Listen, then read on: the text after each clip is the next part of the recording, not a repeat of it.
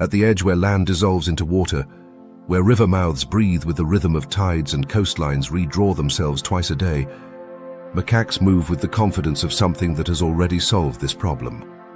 The camera follows them not from above, but at ground level, tracking their passage along wet sand hardened by retreating water, mangrove roots knuckled into the mud like clenched fists, driftwood piled into natural barricades that they navigate without hesitation. This is not wandering. This is transit.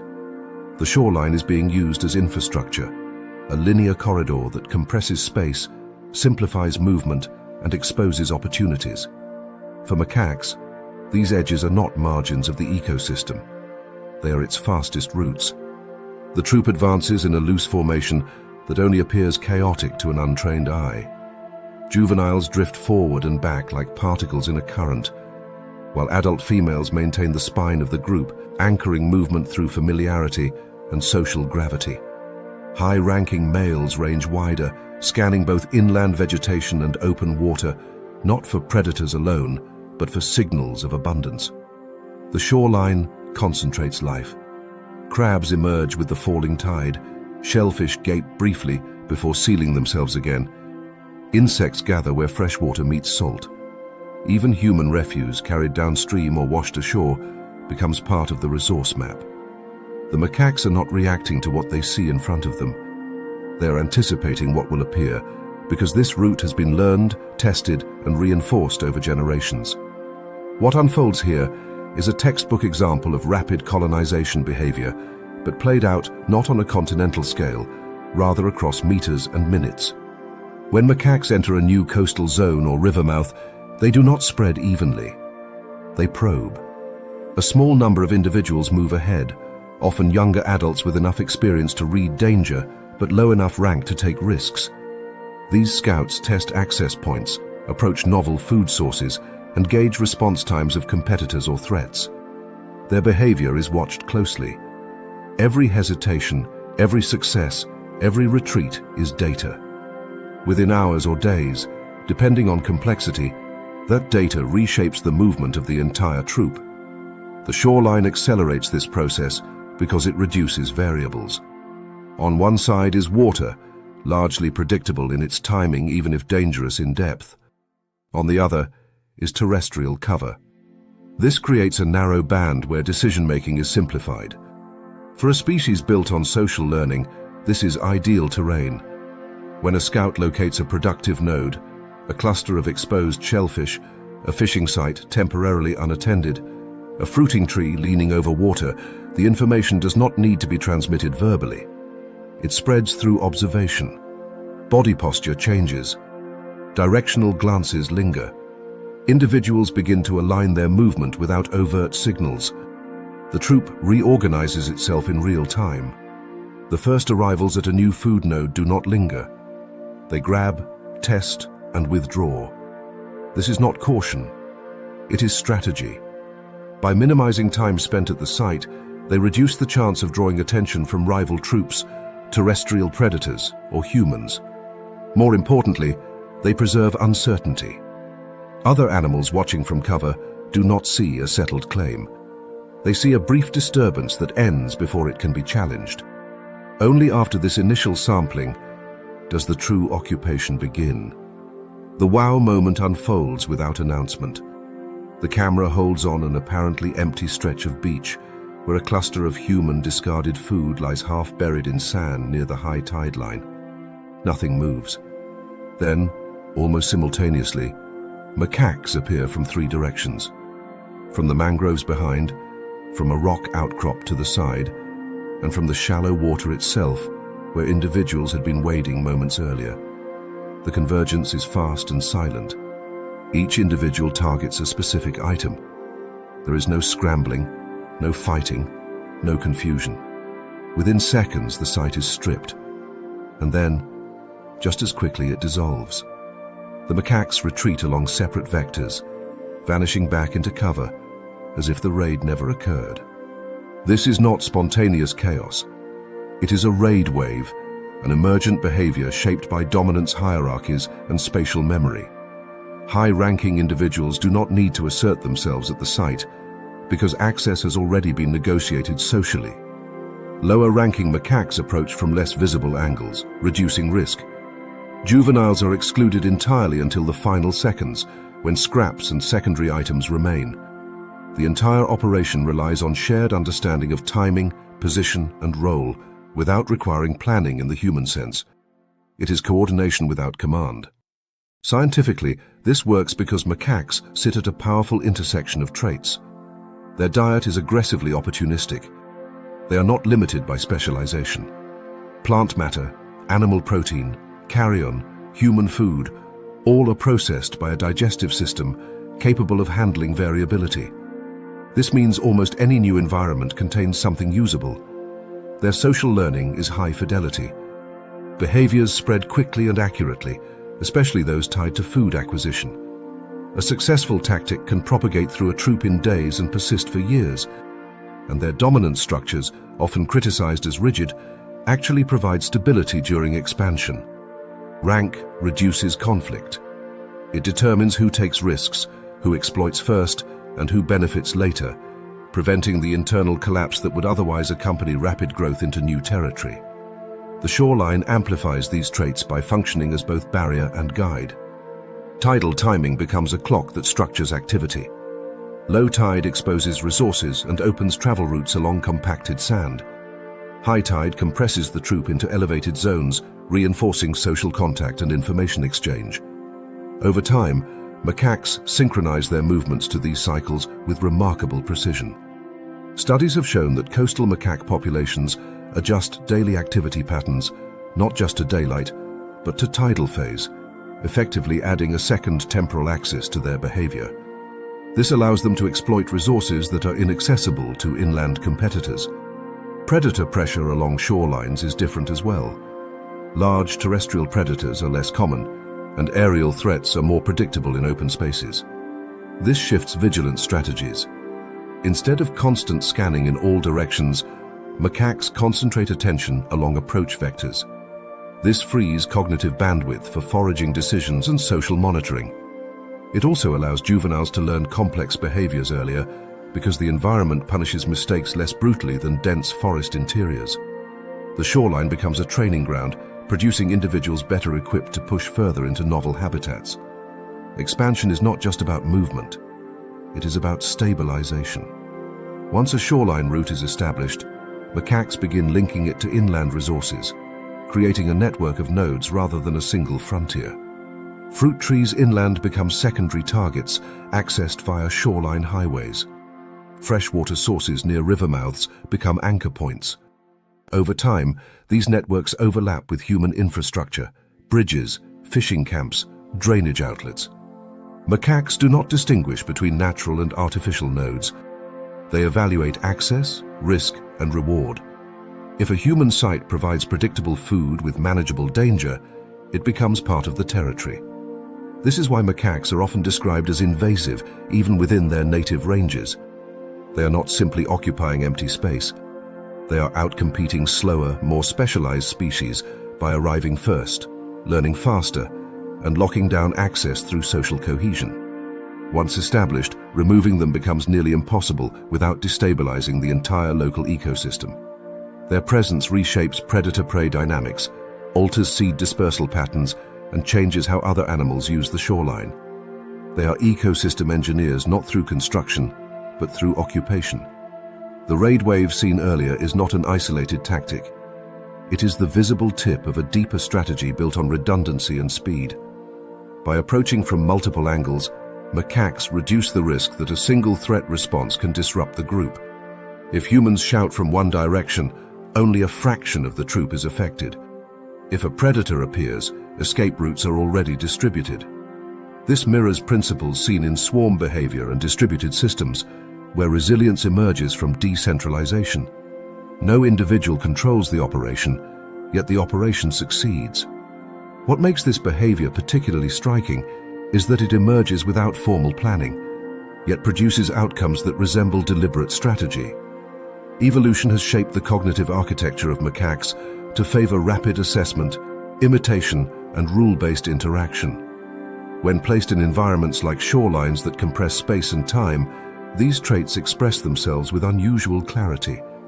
The result is a species that behaves less like a wandering forager and more like a colonizing force, probing edges, establishing corridors, and exploiting opportunities before rivals even register their presence. As the camera pulls back, the coastline appears quiet again. Waves erase footprints. Mangroves sway, indifferent. But the silence is misleading. Beneath it lies a living map, etched into memory and reinforced daily.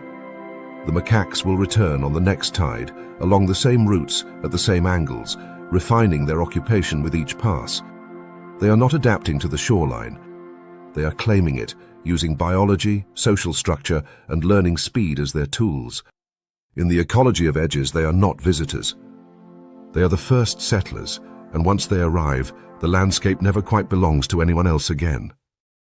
The forest fragments of Madagascar do not announce themselves as islands. From above, they appear as scattered dark stains on a lighter landscape, patches of canopy marooned between grasslands, rivers, and human-cleared ground. But from within, the sensation is unmistakable. The air changes abruptly at the edge. Humidity thickens, light fractures into moving shards, and sound is swallowed by layered leaves. For lemurs, these fragments are not remnants of a larger whole. They are entire worlds, each one bounded, finite, and governed by rules that make sense only in isolation. The camera moves slowly through one such patch, following a lemur group as it threads through the mid-canopy.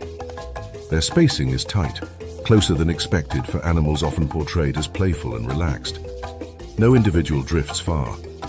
Tails curve upward not as decoration, but as visual anchors, maintaining contact through foliage where sightlines collapse within a few body lengths. Every movement is economical. Limbs extend, test, retract. No leap is wasted. In a landscape where food appears in pulses and injuries can mean death by slow starvation, nothing is done casually. This is island life translated into behavior. Madagascar's long isolation stripped its mammals of the constant predator pressure found on continents, while simultaneously imposing brutal constraints on resources. Large carnivores never arrived. Seasons became unpredictable. Fruit trees learned to be stingy, producing in narrow windows and then vanishing into months of scarcity. Lemurs evolved not as competitors in a crowded arena, but as accountants in a closed system, balancing energy intake against expenditure with obsessive precision. The forest patch itself enforces this logic. Unlike continuous rainforest, where escape routes multiply with distance, these fragments have edges that funnel movement. Lemurs know exactly how much territory they have, because they traverse it daily. Home ranges are not vague zones, but memorized maps encoded in habitual routes and timing. Feeding trees are visited in sequences that minimize travel. Rest sites are reused until leaves thin and exposure increases. Even social interactions are shaped by spatial limits. There is no room for prolonged internal conflict. Aggression exists, but it is brief, ritualized, and rarely escalates to injury. The camera catches a moment of tension, a faint rustle below. Not the heavy footfall of a large predator, which Madagascar lacks, but something smaller, ambiguous. Perhaps a fossil mammal, perhaps a raptor shifting above. Instantly, the group compresses. Bodies draw inward. Heads tilt in the same direction. And then, without warning, everything stops. This is the wow moment, but it is not dramatic in the way audiences expect. There is no explosion of motion, no alarm call echoing through the trees. Instead, the lemurs freeze. Muscles lock. Tails drop into stillness. Even breathing seems suspended. For several heartbeats, the forest appears empty, as if the animals have dissolved into the bark and leaves. Their fur patterns, evolved for camouflage against mottled light, complete the illusion. Then, almost imperceptibly, they vanish, not by running, but by unthreading themselves backward along pre-memorized routes, each individual peeling away into cover with barely a leaf disturbed. This freeze and vanish response is a signature of lemur predator avoidance. and it reflects a very different calculus from mainland primates. On continents, frequent predators select for loud alarms, mobbing behavior, and aggressive deterrence. Those strategies make sense where predators are numerous and encounters frequent. On Madagascar, predators are fewer, but mistakes are costlier. A single injury can end reproductive potential. A loud alarm can draw attention from something that had not yet noticed. Silence, here, is safer than bravado. Energy economics governs everything. Lemurs live on a narrow margin, especially during dry seasons when fruit disappears and leaves become fibrous and low in protein. Metabolism adapts accordingly. Many species enter states of torpor, lowering body temperature and activity to conserve calories. Others shift diets radically, turning to bark, sap, or even soil to supplement minerals. Social systems mirror this thrift. Dominance hierarchies exist, but they are fluid, often female-led, and enforced more through spatial priority than physical confrontation. A glance, a posture, a withheld grooming opportunity carries more weight than a bite. The group spacing seen earlier is part of this system. By staying close, lemurs reduce the need for constant vigilance. Many eyes scan, but no one wastes energy sprinting to rejoin. Tight spacing also allows rapid collective decisions without overt communication. When one individual pauses at a feeding site too long, others subtly shift position, signaling that it is time to move on. This prevents overexploitation of a single tree, preserving future returns. In an island ecosystem, sustainability is not an abstract concept. It is survival. Seasonal scarcity has driven another unusual trait. Reproductive timing synchronized not with abundance, but with predictability. Lemur births cluster tightly within narrow windows, ensuring that lactation aligns with peak food availability. This creates intense, short periods of demand, followed by long stretches of conservation. Infants develop rapidly, encouraged to become mobile early, reducing the energetic burden on mothers. Social groups accommodate this by temporarily relaxing spacing rules, allowing juveniles more tolerance as they learn routes and feeding techniques. The absence of large predators has also reshaped sensory priorities. Vision remains critical, but auditory cues are used sparingly. Loud calls are reserved for specific contexts, such as territorial spacing between groups, and even then they are brief. Olfactory communication, by contrast, is elaborate.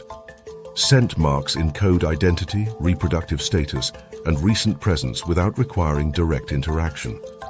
In fragmented forests, where groups may share boundaries without overlapping much, this chemical messaging reduces the need for confrontations that could escalate into costly injuries. The camera shifts to a different fragment, separated by open grassland. Another lemur group occupies it, following similar rules but with subtle variations. This is the hidden complexity of island evolution. Each patch becomes a micro-laboratory, where behavior can drift slightly, adapting to local tree species, predator presence, and human disturbance. Over generations, these differences accumulate. Some groups become bolder, others more secretive. Some expand their diets, others narrow them. Genetic isolation reinforces these trends, making Madagascar not one lemur ecosystem, but dozens layered across the landscape. What looks to an outsider like fragility is in fact specialization. Lemurs are not inefficient versions of continental primates. They are optimized for constraint. Their societies prioritize cohesion over dominance displays, memory over improvisation, restraint over aggression. When they freeze and vanish, it is not fear in the simplistic sense. It is discipline, honed by millions of years in a place where excess is punished and caution rewarded. As the forest settles back into motion, leaves sway again, insects resume their rhythms, and light resumes its flickering dance. Somewhere within the canopy, the lemurs have repositioned, already resuming foraging as if nothing happened. The threat, real or imagined, has passed, and no energy was wasted announcing it. In the Madagascar rulebook, survival is not about winning confrontations. It is about avoiding them so completely that the forest itself forgets you were ever there. The sound arrives before the animals do, a dry, hollow knock echoing through the understory. Irregular but purposeful, not the random percussion of falling branches or shifting stones. It repeats, spaced by pauses that feel measured rather than accidental. As the camera pushes through layered foliage, the source resolves into a small clearing beneath a cluster of fruit trees, where stones lie scattered in deliberate positions, some darkened and smoothed by repeated use. This is not just a feeding spot. It is a place shaped by behavior, revisited and maintained, a node in the daily life of capuchin monkeys, where food, learning, and social hierarchy intersect. Capuchins arrive in waves, not all at once. High-ranking adults settle first, positioning themselves near the most effective tools, stones of particular size and weight that fit the task at hand. Others linger at the edges, watching. The tools are not interchangeable. Some are too light to crack palm nuts. Others are too heavy to control with precision. The correct stones have been selected over time, carried short distances, abandoned when they fracture, replaced when better options are found. The ground itself bears the record of this process. Shallow depressions mark anvils used repeatedly, their surfaces polished by countless impacts. This is infrastructure, not in the human sense of design documents and construction plans, but in the biological sense of persistent modification of the environment to support predictable behavior. The capuchins move with an intensity that reflects both opportunity and risk. Hard-shelled foods are calorically dense, rich in fats and proteins that are otherwise scarce. Accessing them efficiently can change an individual's energy budget for the day or the week. But the act of cracking is noisy, conspicuous, and requires focus, reducing vigilance. This creates a tension that shapes the social dynamics of the site. Individuals do not simply grab a stone and begin. They assess who is nearby, who is watching, and who might challenge them. Rank matters, but so does competence. A highly skilled cracker is often tolerated even by higher-ranking individuals because efficiency benefits the group indirectly. Fragments scatter. Secondary access is created. Waste becomes opportunity. What unfolds here is an economy built not on exchange, but on access and observation. Tool sites attract attention. They draw individuals who are not yet capable of cracking on their own, juveniles and adolescents whose hands are still learning the precise angles and force required. These younger capuchins sit just outside the reach of swinging stones, eyes fixed on the adult's hands. They are not passive. Their bodies mirror the posture they observe. Fingers flex in anticipation. When the adult pauses, they inch closer, testing boundaries. This tolerance is not accidental. Adults that allow proximity gain social capital. They are copied. Their techniques spread. In a species where reputation influences grooming, coalition support, and mating opportunities, being an innovator carries weight beyond immediate calories. The deliberate selection of tools is central to this system. Capuchins do not strike randomly. Before committing, an individual lifts a stone, rotates it, taps it lightly against the ground. This exploratory handling provides tactile feedback about mass distribution and grip. Studies have shown that capuchins adjust strike force based on nut hardness, increasing power incrementally rather than applying maximum force immediately. This conserves energy and reduces the chance of shattering the food in a way that scatters edible material beyond reach. Such fine motor control reflects a nervous system tuned for feedback and adjustment, not brute strength. The camera isolates one adult female as she positions a nut in a shallow anvil depression. Her movements slow. The surrounding capuchins quiet, not because they are commanded to, but because attention converges naturally on anticipated action. She raises the stone, pauses, then brings it down with a controlled strike. The shell fractures cleanly. She does not rush to consume the contents. Instead, she adjusts the stone and delivers a second strike, refining the opening. Only then does she eat. This sequence, repeated with minor variations, is a template that others will internalize. The wow moment arrives not with spectacle, but with precision.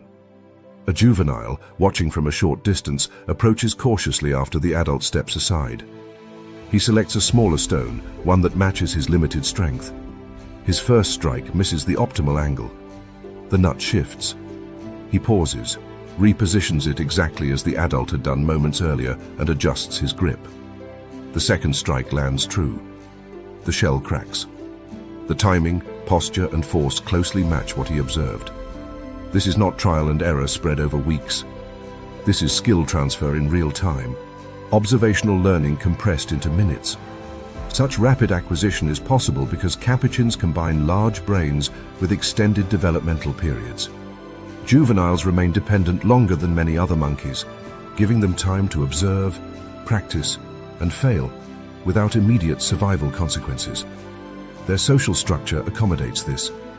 Adults do not universally exclude younger individuals from tool sites because the cost of tolerance is offset by group-level benefits. Skilled juveniles become skilled adults, increasing the overall efficiency of the troop.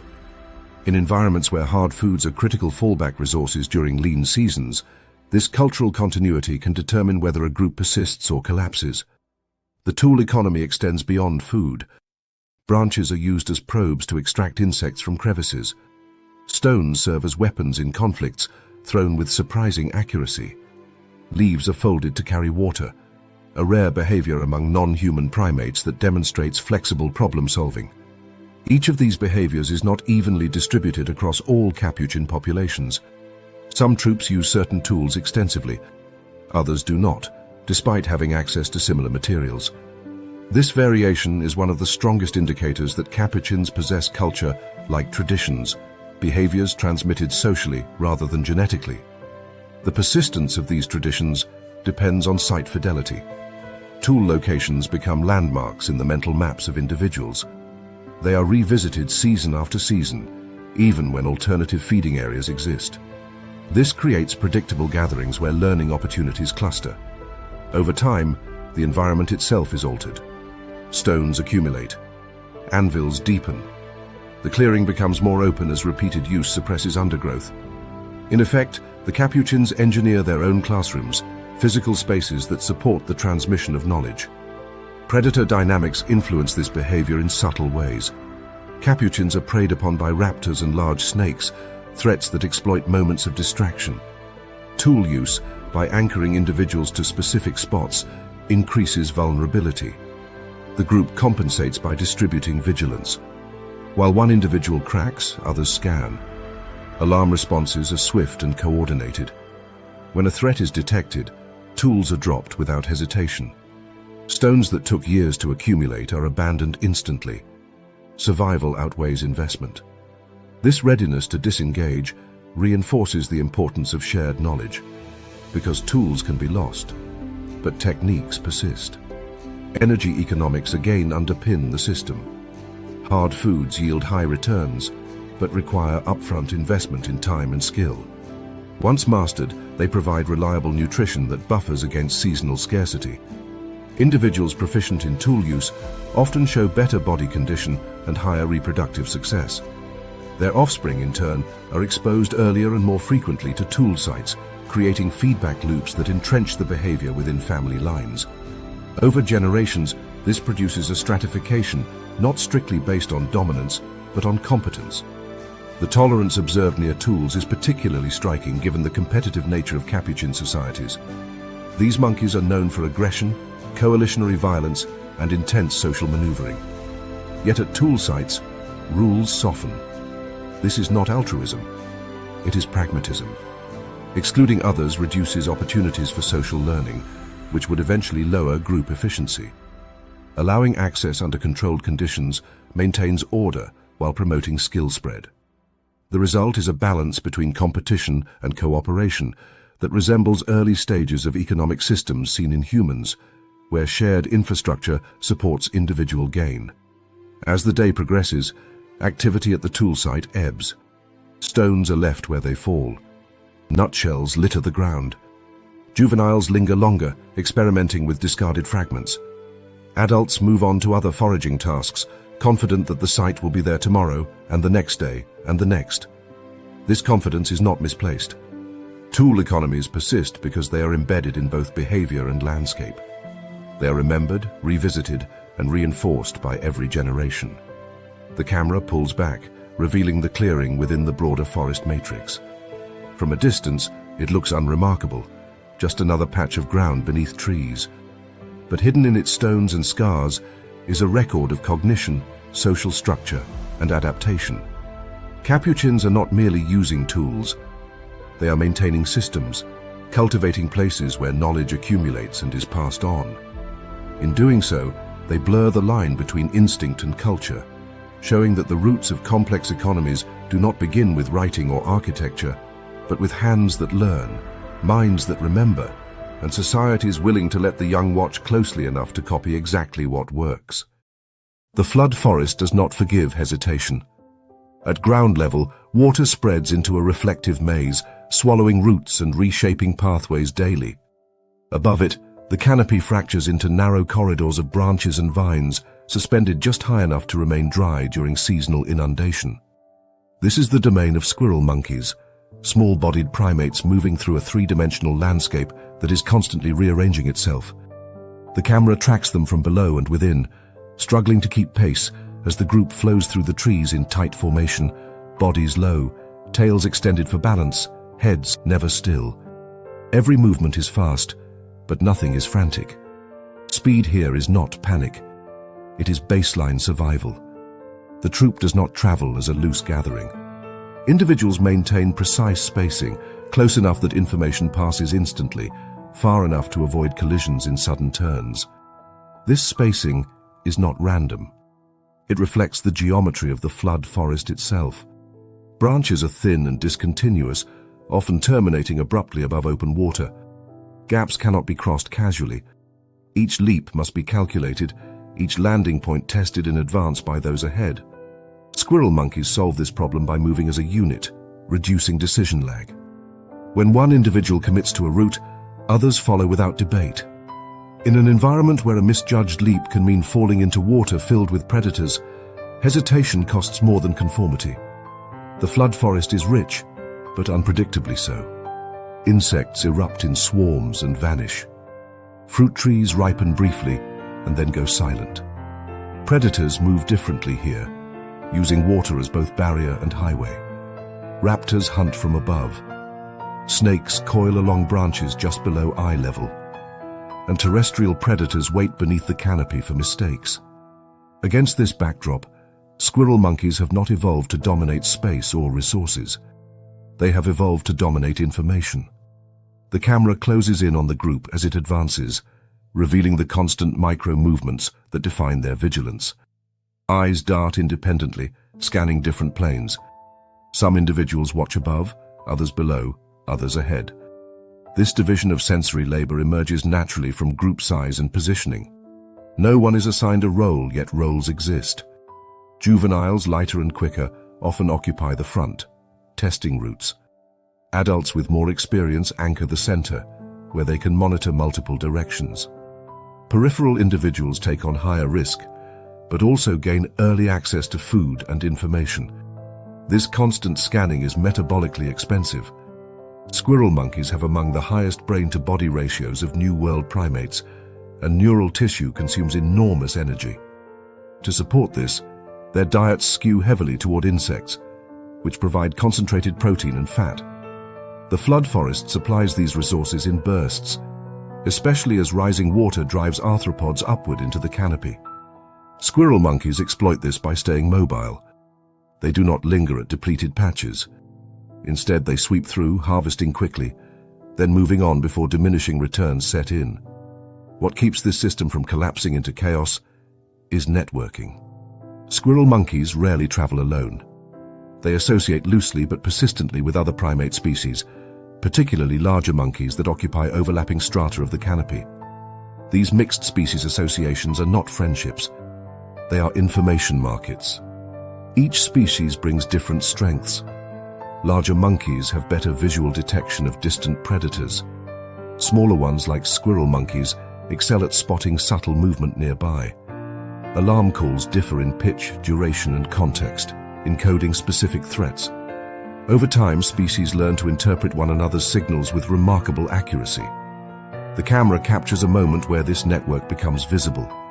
A mixed group is feeding when a distant shape crosses the sky. A larger monkey species emits a short, sharp call. Instantly, Squirrel monkeys stiffen. They do not look toward the caller. They look up. Bodies compress. Movement pauses.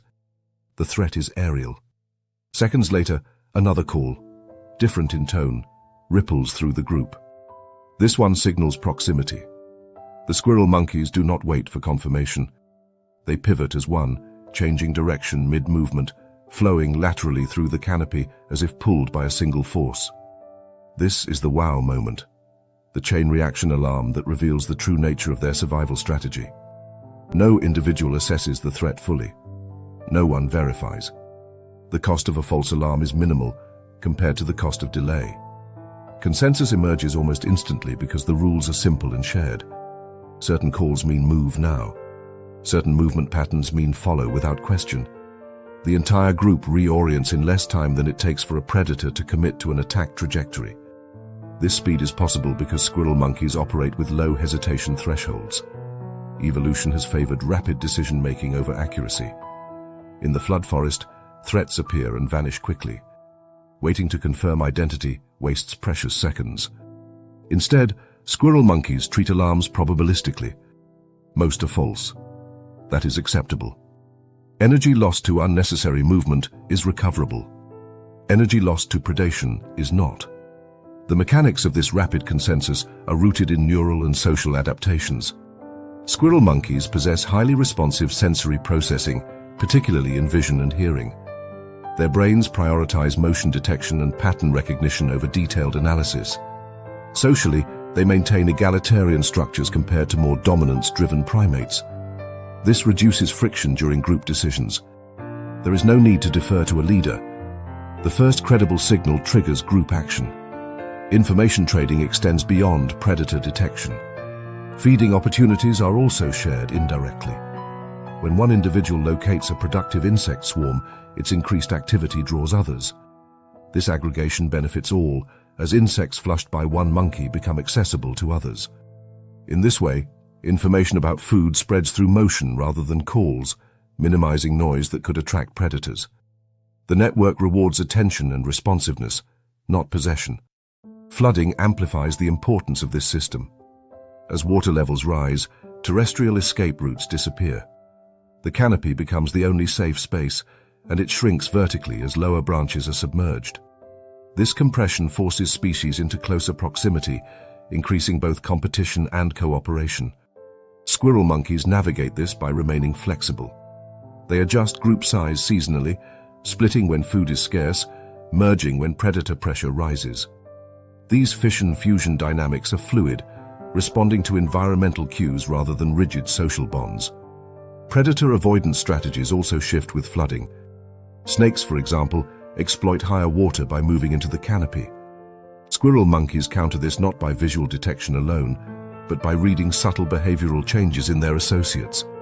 A sudden silence in insect noise, a pause in another species' movement, a shift in posture, all can trigger preemptive relocation. This sensitivity to indirect cues demonstrates a sophisticated understanding of the forest as an interconnected system, where absence can be as informative as presence. Thermoregulation adds another layer. The flood forest is humid and hot, conditions that challenge small mammals with high metabolic rates. Squirrel monkeys manage heat by maintaining airflow through constant movement and by selecting shaded routes. Group travel creates micro-drafts as bodies move in sequence, reducing heat buildup. Rest periods are short and timed to cooler intervals. Even here, networking matters. Individuals cue off one another's fatigue and recovery, synchronizing pauses to maintain cohesion. The cost of this lifestyle is relentless alertness. There is no true downtime. Even during feeding, eyes flick and ears twitch. Sleep sites are chosen with care, often above water, where terrestrial predators cannot reach, and arboreal ones are easier to detect. Group sleeping increases detection, but also increases disease transmission risk. Squirrel monkeys mitigate this by rotating sleep sites frequently, preventing parasite buildup. Again, the solution is not individual optimization, but collective adjustment. As the camera follows the group deeper into the flood forest, their movement begins to look less like a collection of animals and more like a distributed sensor array, sweeping space for threats and opportunities. Each individual is a node, limited alone, but powerful together. The network does not require memory of past events beyond general rules. It functions in the present, adapting moment by moment to a landscape that refuses to stay still. When the group finally pauses at a high canopy intersection, water glinting far below, the forest seems calm. But calm here is deceptive. Danger has not gone. It has simply been detected, categorized, and avoided before it could take form. This is the essence of squirrel-monkey survival. They do not fight predators. They do not outgrow them. They outperceive them. In the flood forest, size offers no protection, strength offers no certainty, and territory dissolves with the water. What remains is information, moving faster than teeth or talons ever could. By networking relentlessly, sharing alarms instantly, and trusting the collective over the individual, squirrel monkeys turn fragility into resilience. They survive not by being the strongest presence in the canopy, but by being the fastest to agree on when to leave it.